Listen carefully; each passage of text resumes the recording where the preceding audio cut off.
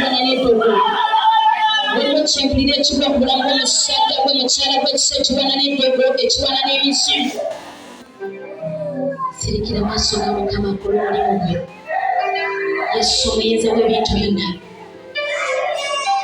waliwo abantu bonga balwanyisizza nnyo Mukama babalwanyisizza ekibala kimala mukyala gwe bakulwanyisizza ekibala kimala bakulwanyisizza ekibala kimala sirikira maaso ga Mukama atambula waliwo abantu nga bakulwanyisizza ekibala kimala naye ekiseera ekyo kyenjogerako kitumereko byabwe ekisa kyenjogerako kitumera emizimu gyabwe ekisa kyenjogerako kitumera emizimu gyabwe kitumera amalogo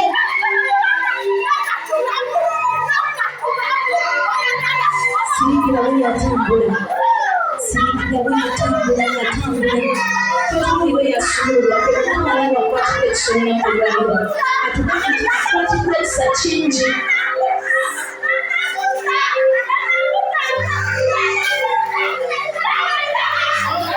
asira ndio mtu anataka kitu mtu anakambaza mshi tuna kwa mshimo mbi tuna wao sana watu kuangaza tuya tukutana kwa saidi ya ni wanama ina tuya watu mbele mlango wao mshimo kujenda mtaja kushimia mtaja bayo pia yote la kwa salama ni katonda shiriki na moyo wako kama amepata ko ta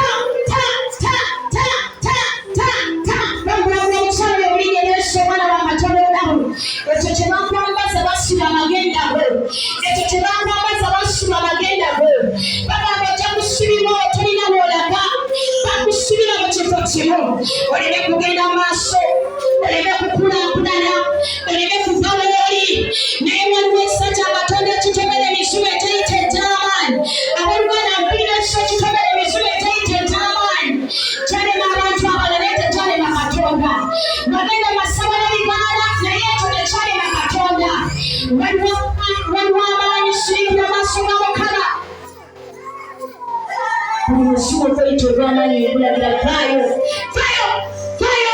kama kifuba ky'omukyalo kama omukono gw'omukyalo kama bigere by'omukyalo bayo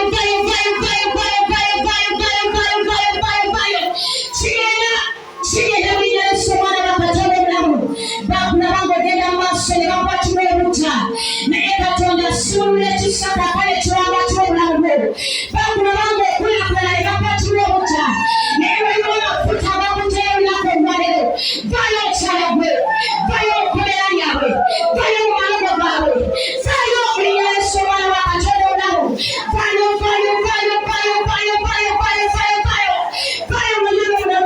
Katonda akuteyo olunaku olwaleero ekisa kya Katonda kyenjogerako tekireka dayimoni tekireka muzimu Baba batupamire n'abayo n'abadisirayo n'abatugolokoterako n'abatusingako naye abayiga Katonda olunaku olwaleero babattayo olunaku olwaleero gwali mu kifo kino kirira famire n'abadisingako mwena babambaza ebintu mwena babasiranye ne babaza ku ziro naye ndagira ekisa kaakano ekya Katonda okusisinkana obulamu bwo sirikira maaso ga Mukama era kikemyuka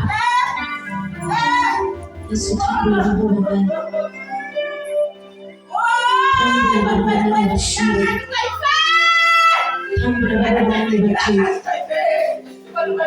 tambula bani bakasirishi tambula bani muyeza webitana bashire tambula bani bataso nakolwali tambula bani bajayo nakolwali muyeza webitana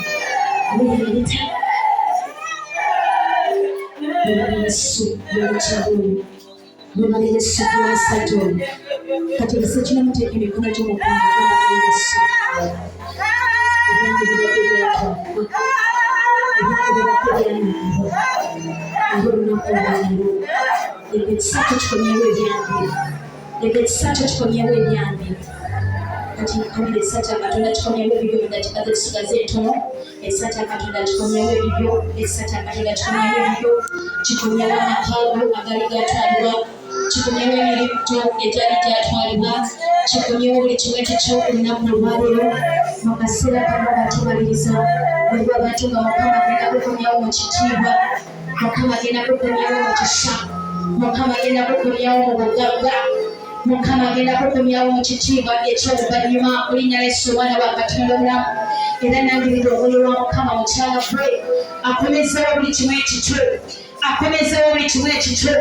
Katonda wa Isirayiri akomezeewo buli kimu ekikyo. Bwe baali bakwatibwa obujja, bwe baali basiranya, bwe baali bajjako buli kimu kyonna, Katonda wa Isirayiri akomezeewo ebibyo mu linnya lya Yesu Omwana wa Katonda omulamu. Era nangirira omwoyo wa Katonda eri abasajja n'abakyala. Nangirira omwoyo w'okulaakulana. Nangirira omwoyo w'ogenda maaso. Nangirira omwoyo w'okwata ku ssente z'otakwatangako. Nangirira omwoyo w'obugagamanya bw'omwoyo omutukuvu. Bali abayagala b'okuweereza Katonda n'ebyabwe naye omulabe yabinyagwa. Setaani yatwala ssente.